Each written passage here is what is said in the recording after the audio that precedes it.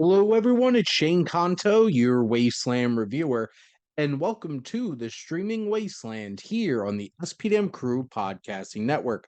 And this is my weekly show where each week I will give you three previously released films from streaming services, at this point from one streaming service, Hulu, for you to go check out. And hopefully, as this comes out on a Friday, you have a whole weekend full of movies to go check out.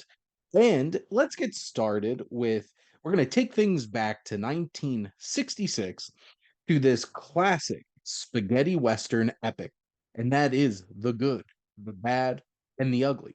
And this is from legendary filmmaker Sergio Leone, who did not make many films, but sure made an impact with the ones that he did. He helped reshape the Western genre with his spaghetti westerns, those that were made in Spain and were particularly a little bit more over the top and violent than a lot of those classic westerns like John Ford or Howard Hawks.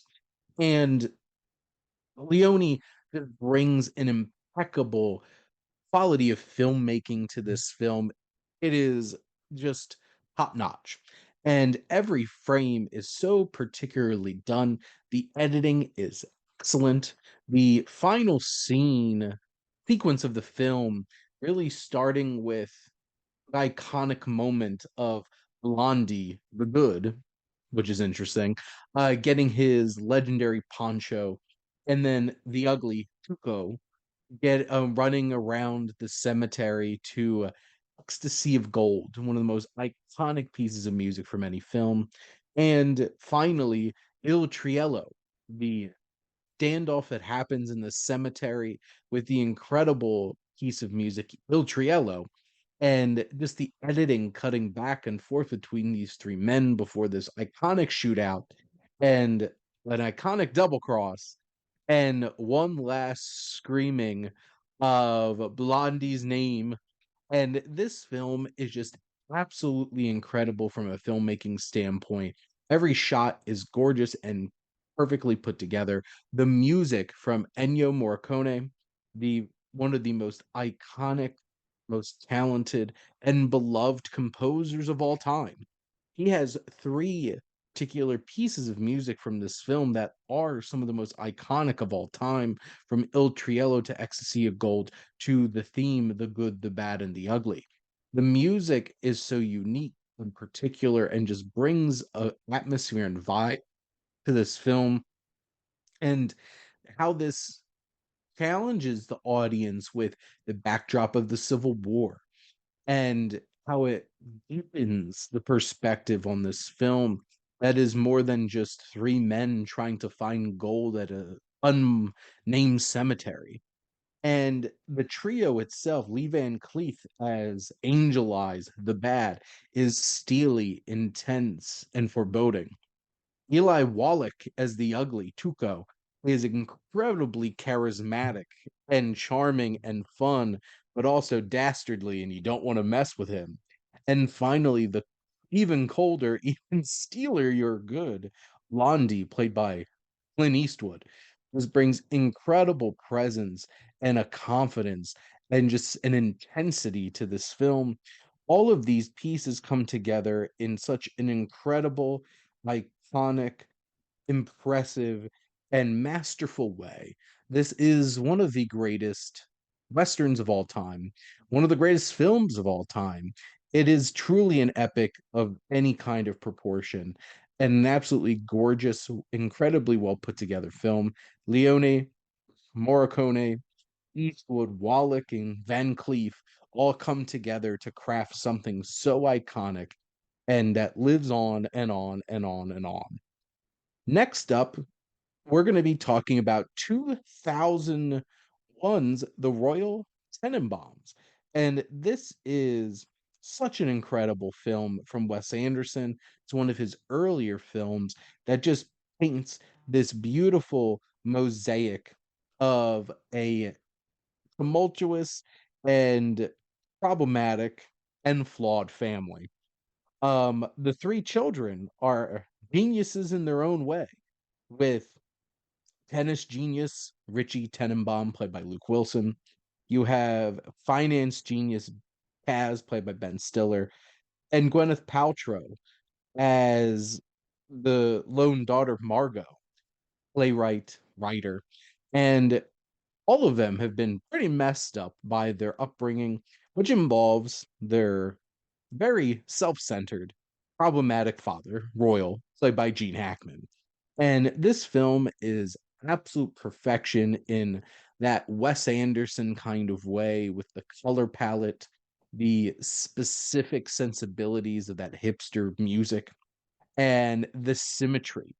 Everything is so particular. The dry wit is unmatched, and the cast is absolutely incredible. And a lot of people are hard to like in this film, but you go on this journey because they are flawed but empathetic, and we care. Do we want to see Royal actually make up for all of his wrongdoing and reconnect with his family? By the end of the film, you do. And Gene Hackman gives one of his best performances, and a performance that really should have won Best Actor in many ways. He was so excellent in this film, absolutely incredible. And you have such an amazing cast around him with Angelica Houston as Etheline, his now estranged wife. I think Luke Wilson really gives one of his best performances of his career in this. And you have the likes of Bill Murray and Danny Glover, Seymour Cassell, and Alec Baldwin doing the narration of the film. And it all just really comes together in such a this is a fully realized vision come to life. And that's one thing that you can say about Wes Anderson, and he always finds a way to get his vision across in the most perfect and effective and poignant kind of ways. This is full of not great people, very flawed people, but they're so entertaining and it's empathetic. And it takes us on a journey of forgiveness and growth. And it's such a wonderful film that just really hits. Lastly, we're going to head over to 1984. I feel like this film is very timely to talk about with the ending of Cobra Kai this year, the release of Karate Kid Legends. It is the original 1984 The Karate Kid. And this is from director John G. Alvidson, who previously, made the original Rocky, and starring Ralph Macchio as Daniel LaRusso, who has grown so much in terms of pop culture at this point because of Cobra Kai and all these other films.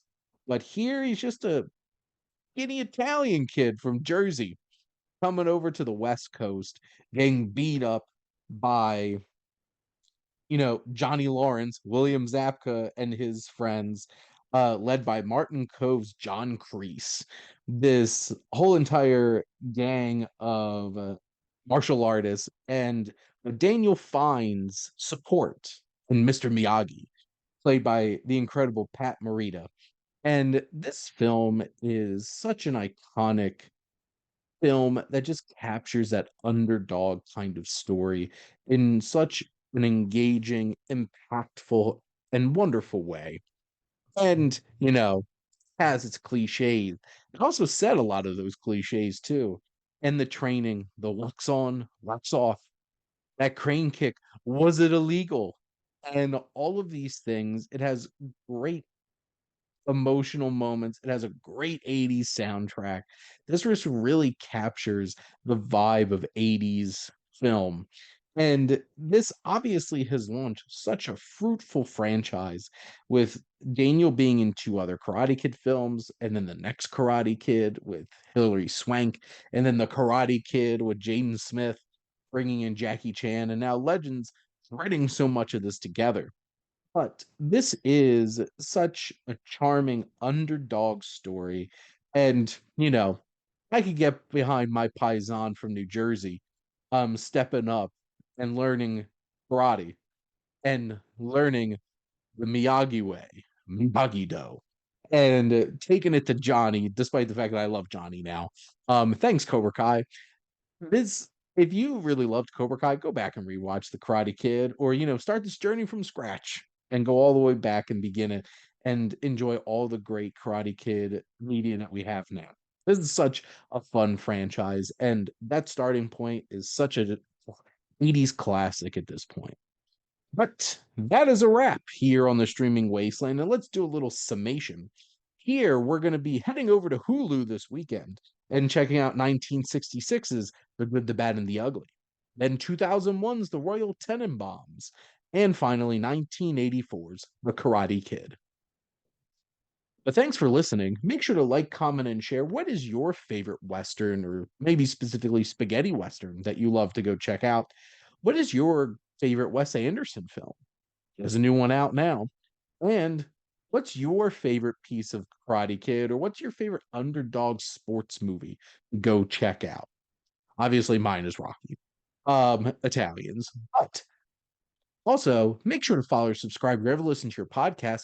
The SPDM crew is ever expanding. We have so many great shows, so many great topics. Check it out. And if you want to join the crew, either as a guest or a host of your own show, make sure to reach out on our website.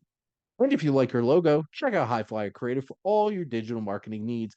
Most importantly, thank you as always for tuning in and supporting the Streaming Wasteland here on the SPDM Crew Podcasting Network.